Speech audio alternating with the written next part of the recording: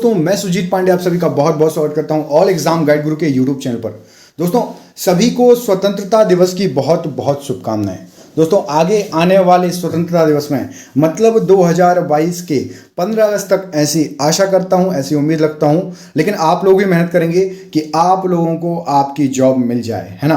कोशिश पूरी रखिए, जैसे ही एग्जाम निकलता है आपको जॉब चाहिए, जॉब लेना ही लेना है। दोस्तों 15 अगस्त का दिन है तो आपके लिए आज़ादी के 15 फैक्ट्स लेकर आया हूं।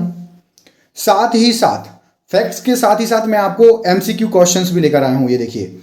ठीक है, तो पहले हम फैक्ट जान लेते हैं, बहुत इंपॉर्टेंट है, जो कि एग्जाम की दृष्टि से भी आना चाहिए और आप एक भारत के नागरिक हैं तो आपको वो भी पता होना चाहिए उस हिसाब से भी। ठीक है, और उसके बाद एमसीक्यू टेस्ट भी करेंगे। फटाफट इस वीडियो को करेंगे पूरा। सब कोई आज का दिन है तो आज कमेंट में जय हिंद जरूर लिखना अपनी तरफ से। ठीक है, चलिए स्टार्ट करते हैं। सबसे पहला फैक्ट आपको बता दूं, आज जो लाल किले में भारत के स्वतंत्रता दिवस 2021 की बात हो रही है, उस समारोह का थीम क्या था? तो उस समारोह का थीम आपका है नेशन फर्स्ट ऑलवेज फर्स्ट। ठीक है, ये आपका थीम है, ये एग्जाम में आपसे पूछा जा सकता है। फैक्ट नंबर 2 देख लेते हैं। राष्ट्रगान के गायन की अवधि आप सभी को पता है एग्जाम में आता है 52 सेकंड है। क्या आपको पता है कि ये 20 सेकंड में भी गाया जाता है? मतलब मान्य है, आप गा सकते हो। इसमें क्या होता है 20 सेकंड के लिए गाने के लिए, इसमें आपको इसको संक्षिप्त में गाना होता है। इस राष्ट्रगान में आपको क्या होता है कि राष्ट्रगान की पहली पंक्तियों और अंतिम पंक्तियों का गायन होता है। तो 52 सेकंड भी ऑफिशियल है और आप इसको 20 सेकंड में भी गा सकते हैं। मोस्ट इंपॉर्टेंट चीज है, याद रखिएगा इसको। बढ़ते हैं फैक्ट्स नंबर 3 की तरफ। दोस्तों बहुत शानदार हैं, कुछ कुछ चीजें हो सकता है आपको पता भी ना हो, तो जरूर पूरा देखिएगा वीडियो, है ना। कोशिश करिएगा पूरा देखिएगा, क्योंकि 15 अगस्त बार बार नहीं आता है, तो इसलिए हम आपको बहुत अच्छे क्वेश्चंस लेकर आए। इस वीडियो को जरूर पूरा देखना।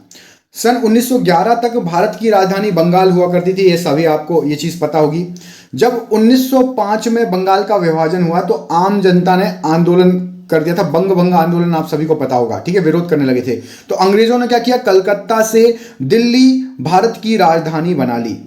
लेकिन धीरे धीरे भारतीय दिलों में स्वतंत्रता की भावना जागृत हुई और कलकत्ता के कोने कोने में उस समय ये गीत चला था जो हमारा आज राष्ट्रीय गान है, जनगण मन अधिनायक जय हे, जो आपने सुना होगा। ठीक है, ये तभी चला था। और किसने लिखा है? तो बंगाली कवि हैं रविन्द्रनाथ टैगोर जी ने। आपको पता होगा कि रविन्द्रनाथ टैगोर जी ने एक देश का और राष्ट्र गान लिखा हुआ है। कमेंट करके बताइए और उसकी टैगलाइन क्या है ना, क्या नाम है उस राष्ट्रगान का, वो कमेंट करिएगा और किस देश का है वो लिखिएगा।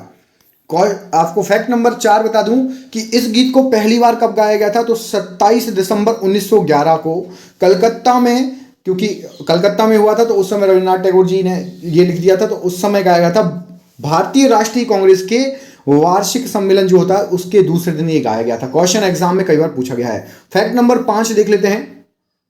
रविन्द्रनाथ टैगोर ने भारत का राष्ट्रगान जनगण मन बंगाली भाषा में लिखा है और 24 जनवरी 1950 को, देखिए राष्ट्रगान को दर्जा कब मिला है, तो 15 अगस्त को आज़ादी मिली लेकिन 15 अगस्त को नहीं मिला। 24 जनवरी 1950 को संविधान सभा द्वारा जनगण मन को के हिंदी संस्करण को राष्ट्रगान के रूप में अपनाया गया था। याद रखिएगा, डेट याद रखिएगा। फैक्ट नंबर 6 देख लेते हैं। ब्रिटिश हाउस ऑफ कॉमन्स में जब माउंटबेटन ने जो सूचना भेजी गई थी, उस आधार पर इंडिपेंडेंस बिल 4 जुलाई 1947 को पेश किया गया था और इस विधेयक को ब्रिटिश संसद ने तुरंत पारित कर दिया। इसके अनुसार 15 अगस्त 1947 भारत में ब्रिटिश राज्य समाप्त होना तय हुआ और इसलिए 15 अगस्त 1947 को हमारा स्वतंत्रता दिवस मनाया जाता है, क्योंकि बिल पारित किया गया और ब्रिटिशर्स ने लिख दिया था 4 जुलाई 1947 को कि 15 अगस्त को भारत को आजाद घोषित कर दिया जाएगा। अगला देखिए फैक्ट, बहुत ही अच्छा फैक्ट है। जब भारत को स्वतंत्रता मिली थी 15 अगस्त 1947 में, तब उसका कोई भी राष्ट्रगान नहीं था, याद रखिएगा। ठीक है, एक मुख्य चीज और, ऐसा कहा जाता है कि वर्तमान राष्ट्रीय ध्वज का पहला संस्करण 1921 में बेजवाड़ा में पिंगली वेंकैया द्वारा बनाया गया था और इसमें केवल 2 रंग थे, एक था आपका लाल रंग और दूसरा था आपका हरा रंग। 2 रंग किसके प्रतीक थे? तो ये 2 प्रमुख समुदायों के प्रतीक थे, आपको पता ही है, हिंदू और मुस्लिम के प्रतीक थे लाल और हरा। तब जाकर गांधी जी ने भारत के शेष समुदायों और राष्ट्र की प्रगति का प्रतीक बनाने के लिए सफेद रंग की पट्टी और चरखी को जोड़ने का सुझाव दिया था। ठीक है, तब जाके 3 रंग जोड़े थे, याद रखिएगा। ये क्वेश्चन कई लोगों को पता नहीं होगा। अगला क्वेश्चन देखिए। हर स्वतंत्रता दिवस पर माननीय प्रधानमंत्री लाल किले में झंडा फहराते हैं, तो आपको पता है, लेकिन 1947 में ऐसा नहीं हुआ था। जवाहरलाल नेहरू जी ने 15 अगस्त नहीं बल्कि 16 अगस्त को लाल किले पर झंडा फहराया था। मोस्ट आईएमपी है ये चीज, ठीक है, याद रखिएगा। 15 अगस्त 1947 को लाल किले पर झंडा नहीं फहरा था, 16 अगस्त को फैला था। फैक्ट नंबर 10 देख लीजिए। 15 अगस्त तक भारत और पाकिस्तान के बीच की सीमा रेखा नहीं थी। याद रखिए जो रेड क्लिफ लाइन है ना, वो कब खींची गई? 15 अगस्त को आजादी मिली उस दिन ही खींची गई। वो खींची थी आपकी 17 अगस्त को, रेड क्लिफ रेखा, Radcliffe line. Fact number 11 देख लीजिए। 15 अगस्त भारत के अलावा 3 अन्य देशों का भी स्वतंत्रता दिवस है। आपको बता देता हूं कौन कौन से हैं। आप याद रखिए, दक्षिण कोरिया, बहरीन और कॉन्गो। अब ये किस किस देश से अलग हुए थे? तो दक्षिण कोरिया जो है जापान से अलग होके 1945 में अलग हुआ था। ब्रिटेन जो है बहरीन से 1971 में अलग हुआ था, और फ्रांस से कांगो अलग हुआ था। तो ये क्वेश्चन सीधा ऐसे पूछा जाता है, 3 देशों के नाम याद रखना है, दक्षिण कोरिया, बहरीन और कांगो। क्वेश्चन फैक्ट नंबर आपको अगला फैक्ट नंबर 12 देख लीजिए। पूरे फैक्ट्स बाकी 12, 13, 14, 15 यही बता देता हूं। 1947 में जब हमारा देश आजाद हुआ था तो 1 रुपए की कीमत $1 के बराबर थी, याद रखिएगा। और अब डॉलर कहां पर आसमान छू रहा है, 74-75 घूम रहा है डॉलर। उस समय $1 बराबर 1 रुपया था, याद रखिएगा। सोने का भाव आपको पता है 88 रुपए 65 पैसे 10 ग्राम उस समय सोने का भाव था। आपका आज का आपको पता है कितने रुपए तोला चल रहा है? ठीक है, लगभग 50,000।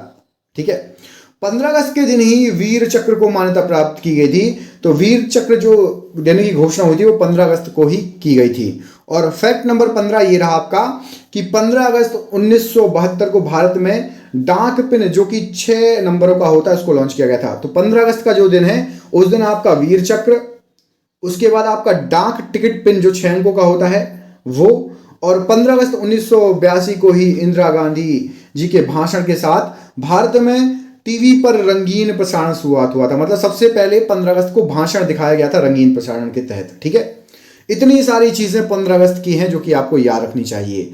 अब हम स्टार्ट करते हैं एमसीक्यू फटाफट। तो पहला एमसीक्यू है आपको, अंग्रेजों ने भारत पर कितने साल शासन किया? लगभग। तो अंग्रेजों ने भारत पर लगभग ऑप्शन नंबर सी सही आंसर हो जाएगा, 200 वर्ष शासन किया है, याद रखिएगा। क्वेश्चन नंबर 2 देखिए, भारत की स्वतंत्रता के लिए भारतीय राष्ट्रीय सेना का निर्माण किसने किया था? तो भारतीय राष्ट्रीय सेना का निर्माण किया गया था सुभाष चंद्र बोस द्वारा। ऑप्शन नंबर यहां पर सी इस प्रश्न के लिए बिल्कुल सही आंसर हो जाएगा, याद रखिएगा।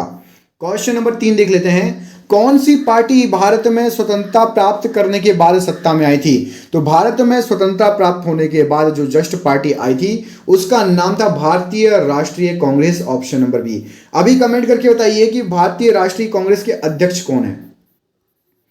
भारतीय राष्ट्रीय कांग्रेस पार्टी के अध्यक्ष कौन है? कमेंट करके बताइए। क्वेश्चन नंबर 4 देख लेते हैं। इसमें आपसे पूछा गया कि भारत के प्रधानमंत्री 15 अगस्त को कहां पर ध्वज फहराते हैं? तो भारत के प्रधानमंत्री 15 अगस्त को लाल किले की प्राचीर से ध्वज फहराते हैं, याद रखिएगा। क्वेश्चन नंबर 5 देखिए, जवाहरलाल नेहरू ने भारत के प्रधानमंत्री के रूप में कब शपथ ली थी? 11 तारीख, 13 तारीख, 15 तारीख या 16 तारीख? तो यहां पर सही आंसर हो जाएगा ऑप्शन नंबर सी, 15 अगस्त 1947 को शपथ ली गई थी। और झंडा कब फहराया था? तो 16 अगस्त 1947 को झंडा फहराया था लाल किले पर। भारत का संविधान कब से लागू हुआ था? तो भारत का जो संविधान लागू हुआ था ऑप्शन नंबर बी 26 जनवरी 1950 को लागू हुआ था। क्वेश्चन नंबर 7 देखिए, लॉर्ड माउंटबेटन ने 15 अगस्त को भारत का स्वतंत्रता दिवस के रूप में ही क्यों चुना? तो यहां पर सही आंसर हो जाएगा यहां पर ऑप्शन नंबर डी।